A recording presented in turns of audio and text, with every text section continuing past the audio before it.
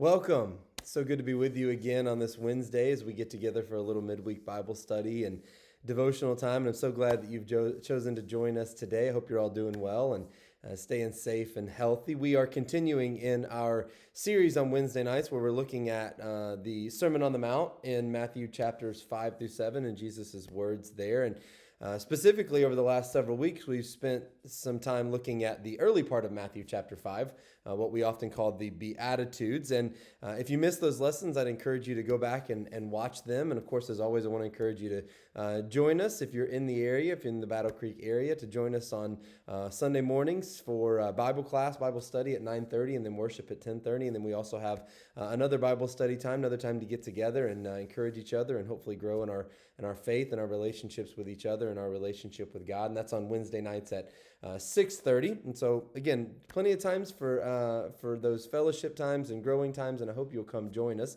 But as for today, I'm glad you're here. But we're going to look at, as we continue in our series looking at the Sermon on the Mount, we're going to look at Jesus' words in Matthew chapter 5, verses 13 through 16, where he says this: "You are the salt of the earth. But if the salt loses its saltiness, how can it be made salty again? It's no longer good for anything except to be thrown out and trampled underfoot. You are the light of the world.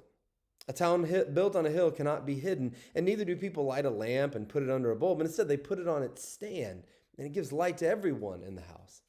In the same way, let your light shine before others, that they may see your good deeds and glorify your Father in heaven." You know, many air conditioners and heaters come with a small unit that hangs on the wall, and this small unit has two things in it. It has a thermometer and a thermostat. Which one are you? Which one am I? Because we all tend to function as either one or the other. Now, if you want to know the difference, and many of you probably already know this, but a thermostat measures the temperature.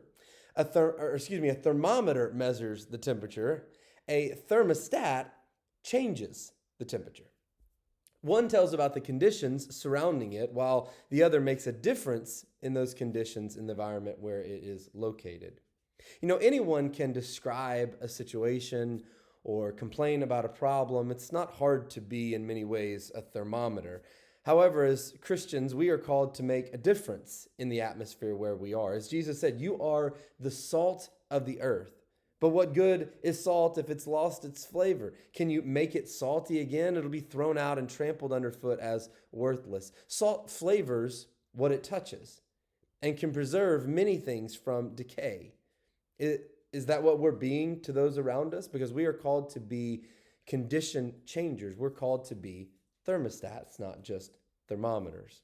Jesus also said, "You are the light of the world, like a city on a hilltop that cannot be hidden. No one lights a lamp and then puts it under a basket. Instead, a lamp is placed on a stand where it gives light to everyone in the house. In the same way, let your good deeds shine out for all to see, so that everyone will praise your heavenly Father." So, just like salt, are we being that light in the darkness around us? Once again, we're called to be environment changers, condition changers. We're called to be thermostats, not just thermometers. I heard someone say that as Christians, we can be the shock absorbers that smooth out the potholes in the road of life, and I like that. Just as the Apostle Paul reminded us in Galatians chapter 3, verses 22 through 23, we have the fruit of the Spirit flowing through us so that we can demonstrate love, joy, peace, patience, kindness, goodness, gentleness, and self-control, even in the toughest of situations. Again, he's reminding us that we're thermostats, not just thermometers.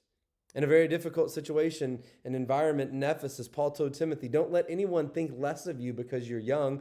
Be an example to all believers in what you say and in the way you live, in your love and your faith and in your purity." Paul was reminding Timothy and reminding us as well that he could be a difference maker in the lives of others, even though Timothy was a young man.